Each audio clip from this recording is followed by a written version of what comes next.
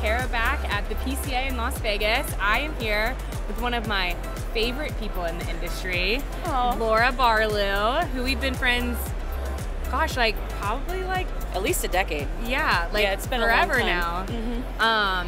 I met you when you were working for a different large like online retailer, and now you're at Best Cigar Prices, which the person who runs Best Cigar Prices is a good friend of mine too, and so it was so fun like seeing you guys come together. Yeah.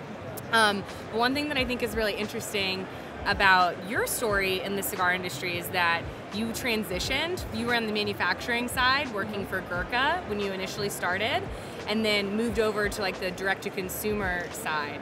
And so, you know, was there like a big challenge with that change?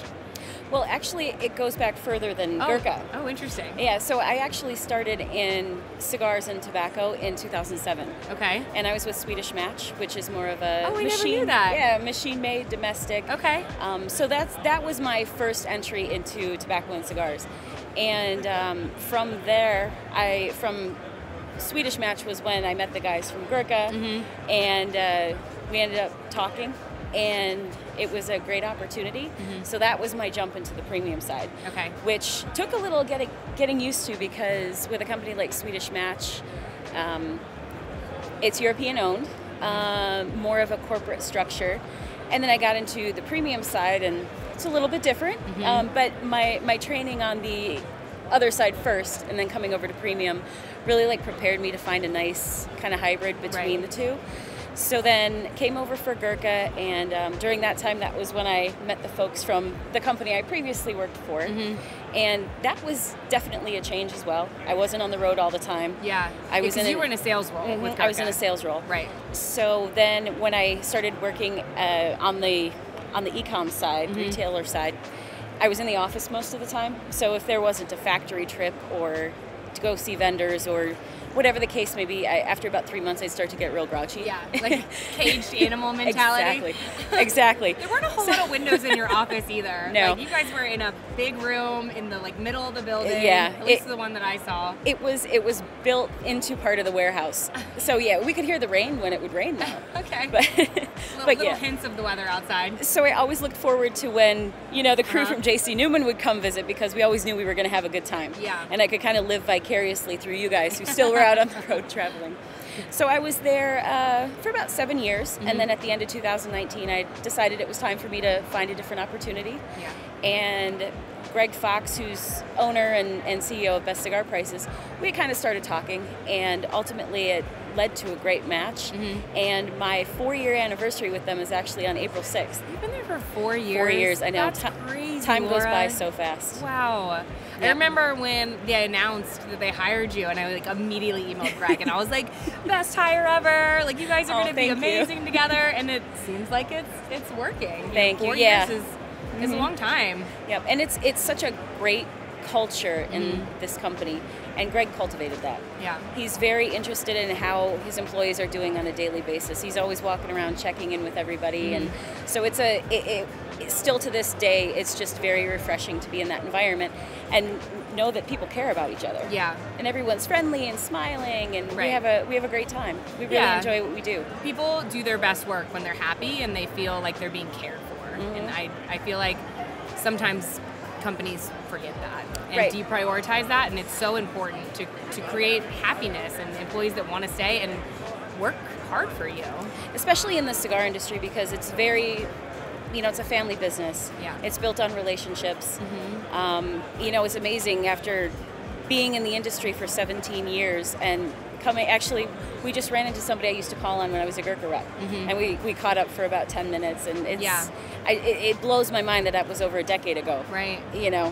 Thinking about how time has flown, and now seeing, back in 2007, 2008, I was the youngster in the industry. I started smoking cigars in 2002, and I was 22 at the time, and I was in sales, so I was going to these golf outings, and someone offered me a cigar, and there it went from there. And then so in 2007, when I got into the industry, obviously smoked more cigars, but then when I jumped over to the premium side and started meeting everybody, and coming to these types of events is one of my favorite things to do. Yeah. Just to be able to see everyone. It's like a weird family reunion. It is. That's exactly what it is. Yeah. And you know, over time, people become great friends, and sometimes they do actually become family. Right.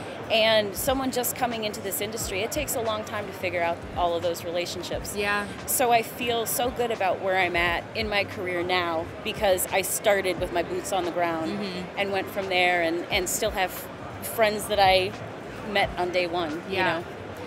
So your first cigar, 2002, do you remember what it was? Do you remember the brand? I know it was a Macanudo. Okay. And Classic entry cigar. classic entry cigar. And I think it was a Hyde Park. Okay. I think it was a Hyde Park, but it might have been a Hampton Court. Yeah. So, but yeah, and no one ever really gave me a cut and light lesson. I just kind of watched other people do it and was, okay, I'll figure this out. And, you know, of course, looking back now, I think, damn, I wish somebody would have showed me how to do it, because I slaughtered a few cigars, but that's how you learn. Yeah. That's how you learn. Came around to it eventually. Yeah, and I've never been really intimidated by the fact that smoking cigars in the cigar industry is more male dominated than female. That's never really intimidated me. So I've been able to have a lot of fun with it. When people may try to see how I'm going to react to something, or try to tell me I'm doing something wrong, or whatever the case may be, it's a lot of fun. Yeah, I think people would probably be more intimidated by you than the other way around. That doesn't surprise me. Well, thank you, Kara. You were always the whip on the trips. The literal whip. It was the sound effect to get the guys going. You'd shake your whip, and everybody knew that was your role. And you were great at it. They needed it. Thank you. You keep everybody on track. Well, and with BCP, it's also been a breath of fresh air, because I put the schedule together for the show, and okay, that's where we're going. Yeah. And it's followed? Yes, I don't have to, do that so much anymore. Greg actually, and the team, kind of appreciate that I just put everything together, and we go where we need to go, and if someone needs to break off, that's fine. Yeah. But by the end of the show, we get everything done that we need to, which is awesome. Yeah, it sounds like it's a great team. Yeah, it is. Well, speaking of BCP, before we sat down, you were telling me about an interesting project that you guys are working on, a private label that you're doing that has Hawaiian tobacco, which I've never heard of, so I'd love to hear more about that. I've actually wanted to release a brand with a blend that includes Hawaiian-grown tobacco for a long time, 8, 9, 10 years. And it never came to fruition, but then once I got to BCP, one of the partners in the industry, actually somebody that I had met when I was a Gurkha rep, Chris Weber, who he owns the Veritas brand. Okay. He and I started talking once I got to BCP, because he had some cigars he was looking to sell and things like that. And he said to me, well, I live in Hawaii now, and his factory is in Nicaragua. And I said, you know what, Chris? I have always wanted to blend something with Hawaiian-grown tobacco, because there are a few brands out there, but they're mainly sold in Hawaii. And I said, in the U.S. and especially online, there's not really an offering for that. Yeah, I didn't even realize that there was tobacco grown in Hawaii. So we started talking and ended up coming up with 8 blends. Oh, wow. One for each of the islands. Oh, that's so cool. Yep, and the brand name is called Dakine. Okay. And that's a Hawaiian colloquial word. Okay. And it kind of means the best and all good. I love and that. Yeah, and it's also a word. My understanding is that it's also kind of a fill-in word. But if you aren't native to Hawaii, you don't really understand how to use it properly, which is absolutely the case. I have tried to figure out how to use it properly, but I just don't want to make a fool out of myself. So you just put it on a cigar band, and that is the right way to use it. Yeah. So we released this brand called Dakine, and the 8 different blends, like I said, one for each island. But instead of using the actual geographical names of the island, each island actually has a nickname. Okay. Yep. So like the island of Hawaii is called the Big Island, and it has its own notes and connotations for the culture on that island. And so that blend represents what that What an interesting concept. Yep. So, I hope, for anyone watching, please check it out. you know, go to DeKineCigars.com. That'll direct you over to our Best Cigar Prices website. You can check it out. Yeah. Like I said, 8 different blends. They all have Hawaiian-grown tobacco as well as blended with some other tobaccos, because you really can't do a Hawaiian Puro because of the nature of the tobacco that grows out of that soil. You need to blend it with some other things to make it taste the way you want it to. What would you say the Hawaiian tobacco like brings to the blend? Like, are there some like notes or like a particular strength, or like what drew you to the Hawaiian tobacco? Well, first it was really just wanting to do a project that nobody else really had done. Yeah. At least on this scale. And then, so I started kind of experimenting with it a little bit, and Chris would send me different blends of more of this, a little less of that. And Hawaiian tobacco, grown tobacco on its own, is, it's like earthy on steroids a little bit. Oh, interesting. And gritty, and it has that volcanic ash in the soil and everything. And so it's like, could be overpowering if you're smoking just that.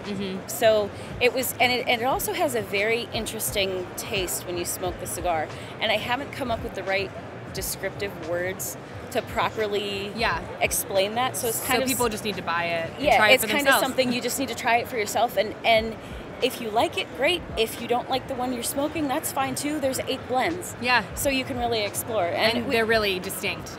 Yep. And we have a really interesting sampler that we built that has one of each. So it's got a nice card in the sampler that explains each one. Right. So people can even pick up the sampler and smoke through them and see what they like. Okay. Yeah. Cool. Well, I will definitely have to try that, because I want to know what Hawaiian tobacco tastes like. Yeah. That sounds awesome. You'll know it when you taste it. Okay. Especially if you're a seasoned smoker like you are. You'll pick up on it when you smoke it. Okay. And I feel like there's like a little bit different color in the ash as well. Oh, interesting. Yeah. So you'll have to check it out and see what you find. I will. Yep. Well, I don't want to take up too much more of your time. I know you're busy, but I really I'm comfortable here. I don't get to like sit down and chill in the chair. We'll turn off and we can still hang out. Yeah. There you go.